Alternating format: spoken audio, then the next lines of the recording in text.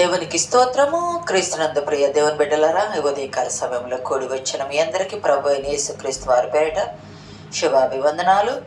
YouTube ద్వారా వాక్యం వింటున్న బిడ్డలకు కూడా ప్రభు పేరిట శుభాభివందనాలు. మీ అందరికీ షాలోం, సమాధానము, ఆశీర్వాదములు కలుగును గాక.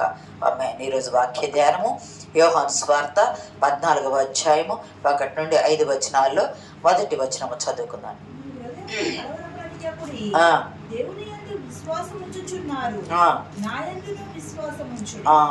మీ హృదయములను కలవరపడనీయకుడి.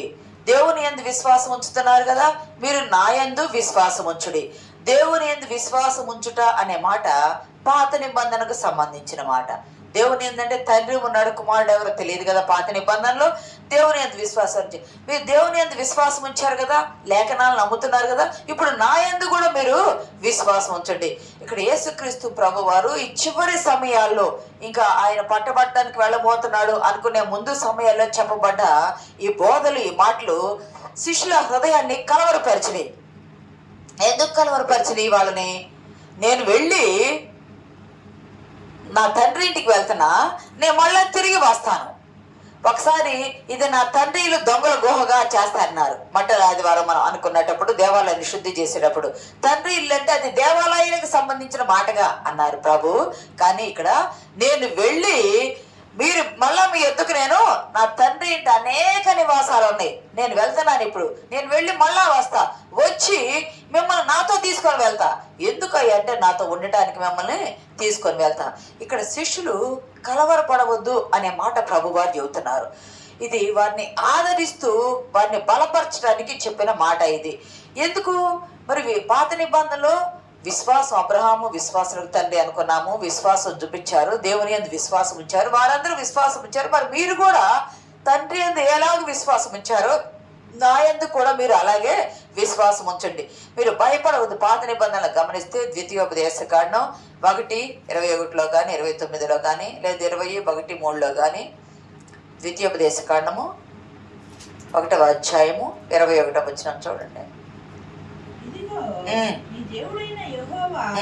ఈ దేశమును నీకు అప్పగించేది, నీ పితరుల దేవుడైన యెహోవా నీతో సెలవిచ్చినట్టు దాన్ని స్వాధీనపరచుకొనుము, భయపడకుము, అధైర్యపడకుము అని నీతో చెప్పింది. మోషే ద్వారా దేవుడు ఏం తెలియజేస్తున్నాడంటే, ఇదిగో నీ ఎదుట ఉన్న ఈ దేశాన్ని నీ పితరులకు నీకు మేము ఇచ్చాను కదా, నువ్వు దీన్ని స్వాధీనం తీసుకో, నువ్వు భయపడవద్దు, జడయవద్దు. ఎక్కడో ఐగుప్తులో ఉండి దారిద లేకుండా వస్తా ఉన్న ఆ ప్రజలు ఎటు పోవాలో తెలియదు. మోషే చనిపోయాడు, మాకు ఇంకా దారి ఎవరు చూపుతారు? మోషేకే తెలుస్తుంది. మోషేతో దేవుడు మాట్లాడాడు, మోషేకి తెలుసు, మాకు తెలియదు, మేము మధ్యలో ఆగిపోయాం, మేమేమి కావాలా అని భయపడుతూ ఉన్న ప్రజలకు మీరు భయపడవద్దు, మీరు జడయవద్దు. మోషే ద్వారా తన ప్రేమను దేవుడు వెల్లడిపరిచి సెలవిస్తున్నాడు. ఎందుకంటే మీరు కలవరపడుతున్నారు, కలవరపడవద్దు. ఆ రోజు తండ్రి పాత నిబంధనలో ఉన్న తన పిల్లలకు మీరు కలవరపడవద్దు, భయపడవద్దు, జడయవద్దు, ధైర్యం చెడవద్దు, మీకు ముందుగా నేను నా దూతను పంపిస్తానని చెప్పి ఎంతో ధైర్యపరిచి వారిని బలపరిచి వాగ్దాన దేశం నడిపించారు. మధ్యలో వెలుదిరగకుండా చూసి నడిపించారు.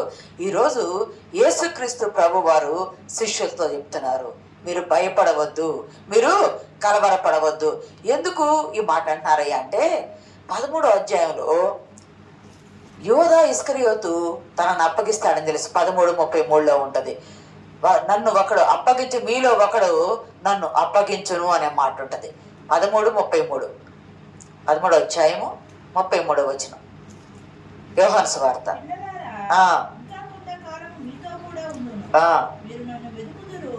నేను ఎక్కడికి వెళ్ళదునో అక్కడికి మీరు రాలేరని నేను 21వ వచనంలో అంటుంది, యేసు ఈ మాటలు పలికి తర్వాత ఆత్మలో కలవరపడి, మీలో ఒకడు నన్ను అప్పగించనని మీతో నిశ్చయముగా చెప్పుచున్నాను. 13:21లో ఆత్మలో. ఇక్కడ గమనిస్తే శిష్యులు కలవరపడుతున్నారు. కలవరపడటానికి కారణం ఏమిటంటే యేసుక్రీస్తు ప్రభు వారు చెప్పిన మాటలు. ఏ మాటలు చెప్పారు ప్రభు వారు? మీలో ఒకడు నన్ను అప్పగిస్తాడు. ప్రభువారు పస్కా బల్ల వీస్తూ ప్రభువారు వారందరికి పంచుతూ, మీలో ఒకడు నన్ను అప్పగిస్తాడు అని చెప్పి, నేను ఎవరికైతే మొక్క ముంచి ఇస్తానో వాడే నన్ను అప్పగిస్తాడని చెప్తారు. కానీ అది శిష్యులకు అర్థం కాల. యూదాకు ప్రభువునకు మాత్రమే అది అర్థమైంది. ఆ మాట ఎవరు ఆయన అప్పగిస్తారు అని వాళ్ళలో కలవరం బయలుదేరింది. అంతేకాదు యేసుక్రీస్తు ప్రభు వారు కూడా ఆత్మలో కలవరపడ్డారని వాక్యంలో ఉంది. ఇక్కడ ఆత్మలో కలవరపడ్డారు. ఎందుకు ఆత్మలో కలవరపడ్డారు? అమ్మా నా సమయం రాలేదు అని చెప్పిన ప్రభువే ఇప్పుడు నా గడియ వచ్చింది, నా సమయం వచ్చింది, ఈ సమయంలో నేనేం చేయాలి అంటే లోక పాపాన్నంతా నా మీద నేను మోసుకోవాలా, లోక పాపం అంతా నా మీద మోయబడి అది మోయాలా. ఆ పాపం మోయటం పరిశుద్ధుడైన ప్రభువునకు హృదయంలో కలవరం కలిగించింది. ఆ కలవరం కూడా ఎందుకంటే తండ్రి తనకు దూరం అవుతాడు అనే కలవరం కలిగించింది. ఇంకోటి ఏంటంటే నేను వెళ్ళిపోతున్నాను అని చెప్పారు. ఇదే 30 నేను వెళ్ళిపోతున్నానంటే నేను వెళ్ళే చోటికి మీరు ఇప్పుడు రాలేరు, నేను వెళ్తున్నాను, నేను వెళ్ళొచ్చేటికి మీరు వస్తారు, కానీ మీరు ఇప్పుడు రాలేరు, తర్వాత వస్తారంటారు. అంతేకాదు పేతురుతో కూడా ప్రభువా నీ కొరకు మేము ప్రాణమే పెడతాం, మేము రాలేమా అని అంటే పేతురుతో ప్రభు అంటాడు నీవు నన్ను ఎరగనని 3 మార్లు చెప్తావు. ఈ 4 విషయాలు వారిని కలవరపరిచింది. ఏమిటో 4 విషయాలు? నన్ను మీలో ఒకడు అప్పగిస్తాడు. ఏమిటా 4 విషయాలు? యేసుక్రీస్తు ప్రభు వారి ఆత్మలో కలవరపడ్డాడు, పరిశుద్ధుడు పాపిగా చేయబడుతున్నందుకు. ఏమిటా 4 విషయాలు? నేను వెళ్ళిపోతున్నాను అది. ఇంకోటి పేతురు నువ్వు నన్ను ఎరగనని 3 మార్లు చెప్తావని. ఇవన్నీ సంఘటనలు జరిగినాయి. ఇవన్నీ ఏమవుతాయేమో, ఈయన వెళ్ళిపోతే మేము మా కుటుంబాలను, మా తల్లిదండ్రులను, మా ఇళ్ళు వాకిళ్లను అన్ని విడిచిపెట్టి, మా దేశాలు, మా ప్రాంతాలను విడిచిపెట్టి ప్రభు వెంట వచ్చాము. 3.5 సంవత్సరాలు ఆయన వెంట ఉన్నాం. ఇప్పుడు ఆయన ఏమంటున్నారు? మిమ్మల్ని విడిచిపెట్టేసి నేను వెళ్ళిపోతానంటున్నారు. ప్రభువు మీద రోమా గవర్నమెంట్కి కోపం ఉంది. ఎక్కడ మా గవర్నమెంట్ని పడగొడతాడో అన్న భయం ఉంది. యూదులకు పరిసయ్యులకు ఈయన ప్రభువు కదా, ఎక్కడ మా అధికారాన్ని, మా యాజకత్వాన్ని, మా ప్రధాన యాజకత్వాన్ని వీటన్నిటిని పడగొట్టేస్తాడేమో. పరిసయ్యులు అంటేనే ప్రజలు భయపడతా ఉంటారు, అంత నిష్ఠగా ఉంటారు, వాళ్ళు చెప్పింది వేదంగా భావిస్తారు. అటువంటిది వాడు ఏది చెప్పినా ప్రభు వారు ఖండిస్తున్నారు. మీరు చేసేది తప్పని ఖండిస్తున్నారు. అంటే సమాజంలో ఒక హోదా, ఒక గౌరవం, ఉన్నత స్థితి ఉన్న వారిని మీరు చేసేది తప్పు అంటే వారు చాలా నొచ్చుకుంటారు, పైగా ప్రజలందరూ ఎదుట. మరి అటువంటిది ఈ పరిసయ్యులందరూ వచ్చి వీళ్ళ ఎదురుగా వాళ్ళని చాలా ఖండించారు ప్రభు వారు. ఆయన వెళ్ళిపోతే ఇప్పుడు మేము ఎక్కడ ఉండాలా? ఆయన వెళ్ళిపోతే మేము ఎక్కడ ఉండాలా అనే కలవరము వాళ్ళ బయలుదేరింది. ఇవన్నీ వాడిని కలవరపరిచినాయి. అన్నిటికంటే ఎక్కువగా నేను వెళ్ళిపోతున్నాను, మళ్ళీ మేము ఎవరిని ఎత్తుక్కోవాలా? ఇంకా యోహానా చనిపోయాడు, ఇంకెవరి ఎద్దుకు వెళ్ళాలా? ఎవరిని మాకు రాజుగా, మాకు దేవుడుగా, మాకు ప్రభువుగా, మాకు నాయకుడుగా, మాకు ఎవరిని ముందు నడిపిస్తారు? మేము ఎవరి ఎద్దుకు వెళ్ళాలా? తర్వాత ప్రభు వెళ్ళిపోతే మా పరిస్థితి ఏమిటి, మా స్థితిగతులు ఏమిటి? మేము అన్నీ ప్రభు వెంటే వచ్చాం కదా అని అన్ని ఆలోచన. దేవుడు చెప్పిన మాట ప్రభు ఏమంటాడంటే దేవుని యందు మీరు విశ్వాసం ఉంచారుగా, నా యందు కూడా మీరు విశ్వాసం ఉంచండి. అంటే యేసుక్రీస్తు ప్రభువాన్ని ఆయన మెస్సయ్య, ఆయన రక్షకుడని నమ్మారు, అంగీకరించారు. శిష్యులు నమ్మారు, అంగీకరించారు కానీ ఇంకా మాతోనే ఉంటాడు ప్రభువు. మాతో ఆయన ఎలా ఉన్నారు? శరీరధారిగా ఉన్నారు. ఆయన ఆహారం పెడితే తిన్నారు. ఆయన తాకితే, చనిపోయిన వారిని తాకితే బ్రతికి లేచారు. వాళ్ళు రోగులను ముడితే స్వస్థత నొందారు. వీళ్ళకంత ఆధిక్యతనిచ్చి ఇదిగో మీరే, మీ 12 మంది మీరు చేయవలసిందని వాళ్ళకంత ఆధిక్యతలు ఇచ్చి ఆయన శరీర రూపంగా ఉన్నారు, మా ప్రభువు అని చూపించుకోవడానికి ఎదురుగా ఉన్నారు ప్రభువు. ఇప్పుడు నేను వెళ్ళిపోతానంటే వీళ్ళు ఎవరి ఎద్దుకు వెళ్తారు, ఎవరు ప్రభు అని చూపించుకుంటారు? మేము ఎలాగా నడవాలి ముందుకి? మాకు నాయకుడు లేకపోతే, మాకు ప్రభువు లేకపోతే ఎలాగ నడవాలా? మా విశ్వాసాన్ని ఎలా కాపాడుకోవాలా? మా కన్నులు ఎదుట ఉన్న ఈ ప్రభువు మాకు మరుగైపోతాడేమో, మా కన్నులు ఎదుట ఉన్న ఈ శరీరధారి మాకు కనిపించకుండా వెళ్ళిపోతాడేమో. మేమేమవ్వాలా? ప్రభువు చూపించిన ప్రేమ, ఆయన శిష్యులు చేర్చుకున్న విధానము, వారి పట్ల తీసుకున్న శ్రద్ధ, జాగ్రత్త, ఇవన్నీ పేతురు పన్ను కట్టాలి కదా. ఇదిగో అక్కడ నువ్వు వెళ్ళి ఆ చేపను పట్టు, వచ్చిన దానిలో షెకెలు దొరికింది, తీసుకెళ్ళి పన్ను కట్టు అని అడగక ముందే బాధ్యత ఎరిగి వాళ్ళ పట్ల శ్రద్ధ చూపించారు కదా.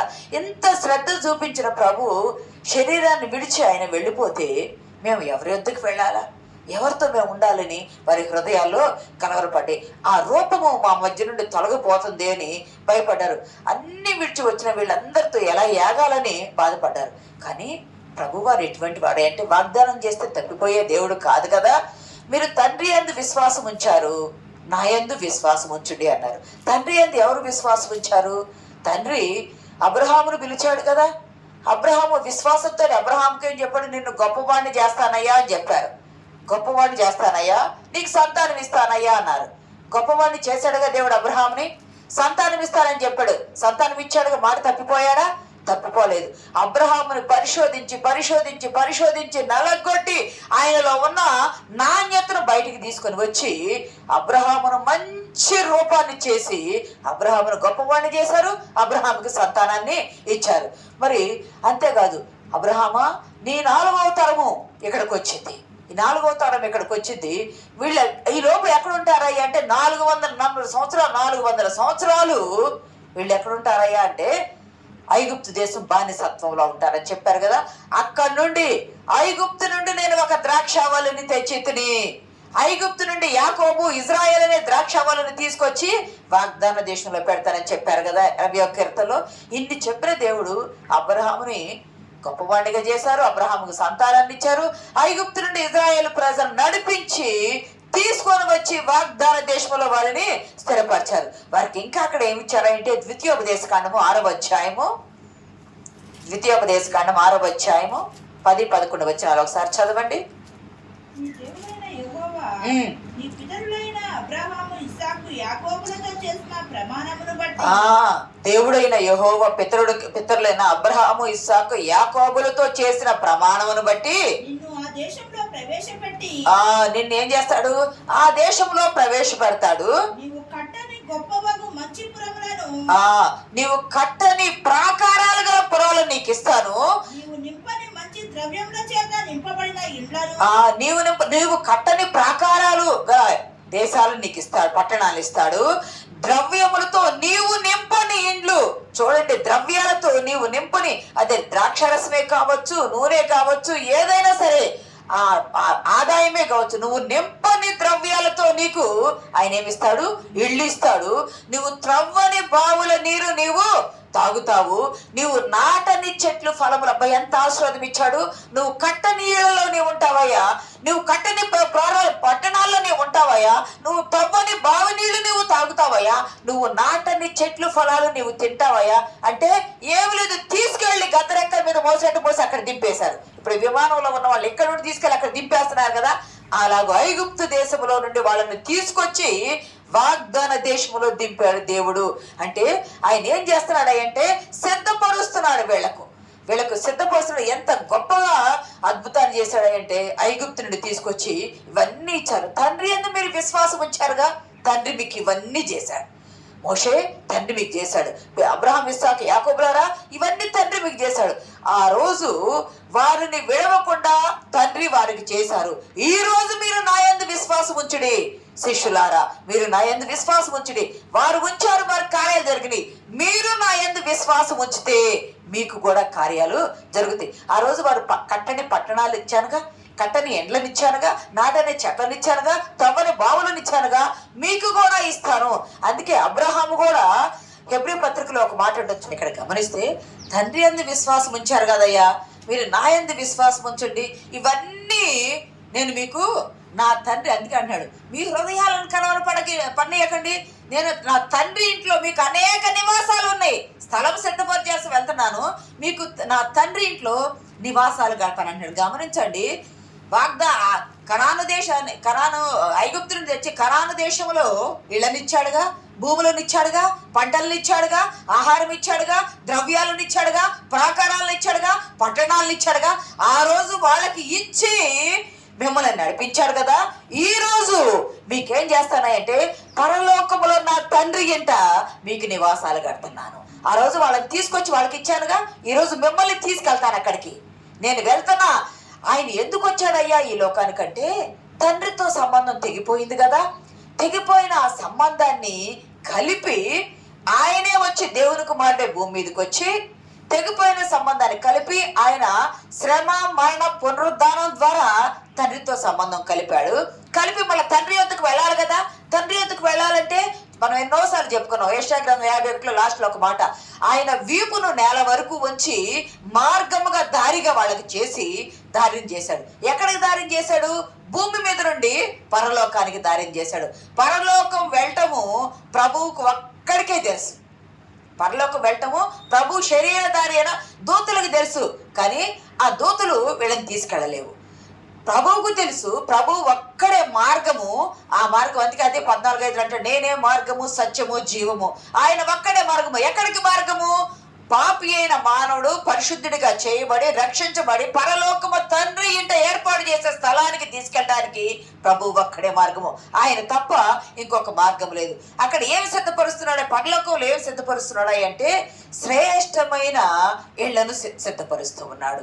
ఇశ్రాయేలీయులకు అరణ్యములో శ్రేష్టమైన మన్నాను సిద్ధపరిచాడు కదా, ఇసుకలో పడకుండా.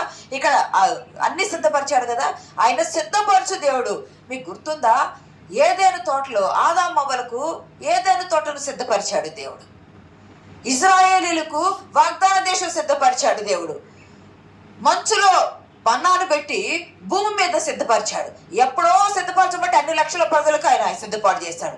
బండులో నీరును పెట్టి సిద్ధపాటు చేశాడు. వారికి ఏమి కావాలో అన్ని సిద్ధపాటు చేస్తున్నారు. ఈరోజు శిష్యులతో అంటున్నారు, మీ కొరకు పరలోకములు ఇల్లు సిద్ధపాటు చేస్తాను అంటే శ్రద్ధ గల స్థలము. అది దాన్ని ఏమంటారంటే శ్రద్ధ గల స్థలము. వచ్చి పునరుద్ధరణే అద్భుతాలు చేసే దేవుడు. వారి కొరకు ఏదేను తోటను, వారి కొరకు వాగ్దాన దేశంలో సిద్ధపరిచిన దేవుడు మన కొరకు పరలోక వాగ్దానాన్ని సిద్ధపరు చేస్తున్నాడు. దాని కొరకు కుమారుడే దిగి వచ్చాడు. దూతలను పంపించలేదు.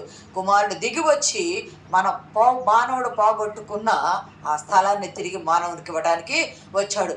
ఆయన నిజంగా ఎంత గొప్ప నిర్మాణకుడు కదా ప్రభువు. శూన్యములో నుండి సృష్టిని చేశాడు. మనకి కనిపించే మనం బావిలో కప్పలాగా ఎక్కడెక్కడే ఉన్నాం, కానీ లోకము సృష్టిని చూస్తే ఎంత అందమైందో, ఎంత అందమైన సృష్టిని, ఆకాశాలను, నక్షత్రాలను, భూమి, అసలు ఒక చోట పగలు, ఒక చోట మధ్యాహ్నము, ఒక చోట రాత్రి, ఎంత అందమైన సృష్టిని, కన్నులకు ఇంపైన సృష్టిని ప్రభువు చేశారు కదా. 6 రోజుల్లోనే ఇంత అద్భుతమైన సృష్టిని చేసిన దేవుడు మరి 2000 సంవత్సరాల క్రిందట ఈ మాట చెప్పాడు. 2000 సంవత్సరాల నుండి ఆయన తన పరలోకములో మన కొరకు స్థలాలను ఇళ్లను సిద్ధపాటు చేస్తున్నాడు. ఇంకా ఎంత అందమైన సృష్టి చేస్తాడు ఆయన. ఎంత అందమైన సృష్టిని మనకి ఇవ్వడానికి ఆయన సిద్ధపాటు చేస్తున్నాడు. 6 రోజుల్లోనే నిర్మాణం చేసిన దేవుడు. ప్రియ సంగమా, దేవుని బిడ్డలారా, 2000 సంవత్సరాలు బట్టి మన కొరకు సిద్ధపాటు చేస్తున్నాడు. ఇది మన భవిష్యత్తు ఏమిటయ్యా అంటే మనల్ని ఆయన పోలికగా మారుస్తాడు. అంటే భూమి మీద లేవంటే ఉన్నాము, పరలోకం వెళ్ళేటప్పుడు ఆయన పోలికగా మారుస్తాడు. ఆయన సన్నిధిలోనే మనల్ని ఉంచుతాడు. ఆయన ఉండే స్థలంలోనే మనల్ని ఉంచుతాడు. మీరు వెళ్ళండి అయ్యా, దూతలతో ఉండండి అయ్యా, లేదా మీరు వచ్చి మీ సమస్య దూత తీరుస్తాడయ్యా అని చెప్పట్లా.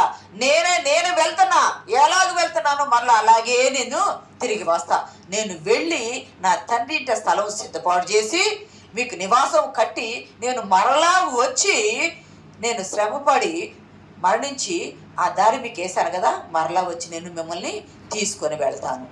ఎందుకయ్యా తీసుకొని వెళ్ళేది అంటే అక్కడ దూతలతో ఉండండి అయ్యా అని చెప్పడానికా? కాదు, నాతో పాటు నేను ఉండే స్థలంలో మీరు ఉండటానికి. కలవరపడే వాళ్ళని కలవరాలను మాన్పడానికి ఎంతో ధైర్యంగా చెప్పాడు. గమనించండి, యెషయా గ్రంథం 35:8 ఒక మాట ఉంటుంది చూడండి.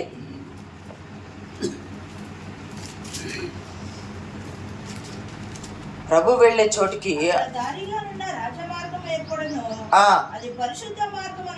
ఆ దారి రాజమార్గం ఏర్పడను, అది పరిశుద్ధ మార్గం అనబడు. ప్రియ సంగమా, పరిశుద్ధ మార్గములో అది ఎరిగిన వారే వెళ్తారు, కానీ ఎరగని వారు దానిలోకి వెళ్ళలేరు. ఈరోజు దేవుని నమ్మి రక్షించబడి విశ్వాసం ఉంచావు. పితరులు ఉంచిన విశ్వాసం నువ్వు యేసుక్రీస్తునందు ఉంచావు. నమ్మిన నీకు ఆ దారి నువ్వు తెలియను. ఇక్కడ ఇందాక మనం చదివిన లేఖన భాగంలో తోమంటాడు, ప్రభువా ఆ దారి మరి మాకు తెలియదే, మేము ఎలా రావాలంటే ఆ దారి మీకు తెలియను, కానీ మీరు ఇప్పుడు కాదు, నేను ఇప్పుడు వెళ్తున్నా, మీరు తర్వాత వస్తారు, నా వెనక వస్తారు మీరు అంటే. ఈ తోమ హృదయంలో దాచిపెట్టుకునేవాడు కాదు, ఏదన్నా ఉంటే ఎదటబడి అడిగేవాడు. ఆయన చేతి గాయాలు చూసి వేలు పెడితే నమ్ముతానన్నాడు కదా. ఇదే తోమ ప్రభు మరి చదవమ్మ 14 ఒక మాట. అందుకు తోమ ఎక్కడికి వెళుచున్నావో మాకు తెలియదే, ఆ మార్గం ఎలాగో తెలియదని ఆయన అడుగగా యేసు నేనే మార్గమును సత్యమును జీవమును. ప్రభు అన్నాడు, ఆ మార్గం మాకు తెలియదే అంటే ఆ మార్గం మీకు తెలుసాయా? ఎందుకంటే నేనే మార్గం అయ్యా. మీరు నన్ను అడిగారు కాబట్టి నన్ను ఎరగటమే మార్గము. పాపం చేసి మానవుడు పాపం చేసి పరలోకానికి దూరమై నిత్యాగ్నికి దగ్గర అయిపోయాడు. ఆ నిత్య అగ్నికి దగ్గర, అగ్నిగుండానికి దగ్గరైన వాడిని మానవుని పాపాన్ని పరిహరించి పరిశుద్ధులుగా చేసి పరలోకం చేర్చడానికి యేసుక్రీస్తు ప్రభు వారు వచ్చారు. ఆ పరిశుద్ధ స్థలంలో ఆయన హెబ్రీలో 9లో ఒక మాట ఉంటుంది చూడండి. హెబ్రీ 9:26. 9:26. అట్లయిన జగత్తు పునాది వేయబడినది మొదలుకొని ఆయన అనేక పర్యాయములు శ్రమ పడవలసి వచ్చును. అయితే ఆయన యుగముల సమాప్తి యందు తన్ను తానే బలిగా అర్పించుకొనుట వలన పాప నివారణ చేయుటకై ఒక్కసారే ప్రత్యక్షపరచబడి ఆయన రక్తము పరిశుద్ధ స్థలములోకి 10:10లో కానీ 10:2లో కానీ పరిశుద్ధ స్థలములోకి ప్రవేశించాడు. తన రక్తముతోనే, వేరే వాళ్ళ రక్తముతో కాదు, ప్రధాన యాజకుల రక్తముతో కాదు, పశువుల రక్తముతో కాదు, ఎవరి రక్తముతో కాదు, తానే యాజకులకు ప్రధాన యాజకులు ఏంటి తన రక్తముతో పరిశుద్ధ స్థలములోకి ప్రవేశించాడు. కాబట్టి మన కొరకు ఆయన ఏం చేశాడంటే ఎఫెసీ 2:18లో ఒక మాట ఉన్నది, మనల్ని సిద్ధపరిచి సత్క్రియ చేయుట కొరకు ఆయన ఏర్పరచుకున్నాడు. ఎఫెసీ 2:18లో ఉంటుంది. ప్రియ సంగమా దేవుని బిడ్డలారా, ఆయన ద్వారానే మనము ఉభయము ఒక్క ఆత్మయందు తండ్రి సన్నిధికి చేరగలిగి ఉన్నాము. కాబట్టి మీరిక మీదట పరజనుడు పరదేశునై ఉండక పరిశుద్ధులతో ఏక పట్టణస్థులను దేవుని ఇంటి వారినై ఉన్నారు. క్రీస్తు యేసు ముఖ్యమైన మూలరాయి ఉండగా యేసుక్రీస్తు ప్రభువారు సిద్ధపరిచారని ఉంటుంది అక్కడ. ఆయన సిద్ధపరిచి మనల్ని సత్క్రియ చేయుటకు 2:18 కదా, సత్క్రియ చేయుటకు ఆయన మనల్ని ఏర్పాటు చేసుకున్నాడు. ఆ దేవుడు ఏ దేవుడు అంటే మన కొరకు సిద్ధపాటు చేసిన దేవుడు. మీరు కూడా ఆత్మమూలంగా దేవునికి నివాస స్థలమైనట్టు కట్టబడుచున్నారు. చాలు ప్రియ సంగమా, ప్రభు మనల్ని ఏం చేసుకున్నాడు అంటే తాను సిద్ధపరిచిన స్థలానికి తాను వెళ్ళిపోయాడు. ఆయన వచ్చి మనల్ని తీసుకువెళ్తారు. ఇక్కడ ఉన్న మనం ఏం చేయాలంటే ఆయన మందిరానికి, ఆయన సంఘానికి, ఆయన సహవాసానికి, ఆయన రాజ్యానికి మనము కారకులం కావాలా. ఆయన ఎందుకు వచ్చాడయ్యా అంటే మనకి పట్టణం సిద్ధపాటు చేస్తున్నాడు. మనం ఇక్కడేమో సిద్ధపాటు చేయాలా, మన కొరకు అక్కడ ఇండు నివాసాలు సిద్ధపాటు చేస్తుంటే ఇక్కడ ఆయన రాజ్య వ్యాప్తికి మనము సిద్ధపాటు చేయాలా. ఆయన అదే చెప్తున్నాడు. ఆయన మాట తప్పని దేవుడు కదా. అబ్రహాముకి వాగ్దానం చేశాడు, వాగ్దానం నెరవేర్చాడు. ఇజ్రాయేలీలకు వాగ్దానం చేశాడు, వాగ్దానం నెరవేర్చాడు. ఈ లోకానికి నా కుమారుని పంపిస్తానయ్యా, పంపిస్తానయ్యా, పంపిస్తానయ్యా ప్రవక్తలు అందరూ చెప్పారు. ఆ వాగ్దానం నెరవేర్చి కుమారుని లోకానికి పంపించారు కదా. ఆ కుమారుడు వచ్చాడు కదా. ఆ కుమారుడు ఏం చేస్తాడయ్య అంటే మన అతిక్రమ క్రియలను బట్టి గాయపరచబడి మన సమాధానార్థమైన శిక్ష మోసి అతడు పొందిన దెబ్బల ద్వారా మనకు స్వస్థతనివ్వాలని ఆ వచన నెరవేర్పు చేసి తండ్రి ఎవరైతే వస్తారో ఎవరినైతే పంపిస్తారని చెప్పాడు. ఆయన పంపించి తన ప్రాణం పెట్టడానికి సిద్ధపాటు చేశాడు. అది నెరవేర్చాడు ప్రభు. అది నెరవేర్చి వచ్చిన పని అయిపోయింది. ఇంక నేను వెళ్ళిపోతున్నాను, నేను వచ్చాను, నేను వెళ్ళిపోతున్నా. నేను వెళ్ళి మీ కొరకు నేను అక్కడ సిద్ధపాటు చేస్తా. మీరు భయపడవద్దు. ప్రభువా మరి మీ వెంట వచ్చాం కదా, మాకేమున్నాయి అయ్యా అని ఒకప్పుడు పేతురు అడిగాడు కదా. 16వ అధ్యాయంలో పతలు అడిగితే పేతురుకు చెప్పిన ప్రభువు ఈరోజు శిష్యులందరికీ చెప్తున్నాడు, మీరు కలవరపడవద్దు, మీరు కలవరపడవద్దు. మీరు నన్ను పట్టిస్తారని నాకు తెలుసు, అక్కడ పట్టిస్తాడని నాకు తెలుసు. నేను వెళ్ళిపోతున్నాను, నా ఆత్మలో కలవరం ఉంది అని తెలుసు. అంతేకాదు నువ్వు నన్ను ముమ్మారు ఎరగనంటావని నాకు తెలుసు. ఇవన్నీ నాకు తెలుసు. ఇవన్నీ నాకు తెలిసినా నేనేం చేస్తున్నానయ్యా అంటే నేను వెళ్ళిపోతున్నాను అనేది మీరు భరించలేక కలవరపడుతున్నారు. మీరు కలవరపడవద్దు. నేను వెళ్ళందే ఆదరణకర్త మీ యొద్దకు రాడు. నేను మిమ్మల్ని అనాథలుగా విడవను. నేను మీ కొరకు పునాది గల పట్టణాన్ని సిద్ధపాటు చేసి ఇక్కడ పరిశుద్ధాత్మను పంపిస్తా. పరిశుద్ధాత్మ మీకు తోడుగా ఉంటాడు, మిమ్మల్ని ధైర్యపరుస్తాడు, మీ పక్షాన ఉంటాడు. ప్రియ సంగమా, ఆ రోజు అబ్రహాముకి వాగ్దానం చేస్తే నెరవేర్చాడు కదా. ఈరోజు మొన్నటి రోజు అబ్రహాముకి వాగ్దానం చేశాడు దేవుడు, నెరవేర్చాడు. నిన్నటి రోజు శిష్యులకు వాగ్దానం చేశాడు, ఆయన నెరవేర్చాడు. ఈరోజు పరిశుద్ధాత్మ దేవుడు మనకు వాగ్దానం చేస్తున్నాడు. నువ్వు దేని గురించి కలవరపడుతున్నావు? నువ్వు దేని గురించి నిన్న నేడు రేపు నిరంతరము ఒకే రీతికున్నాడు కదా.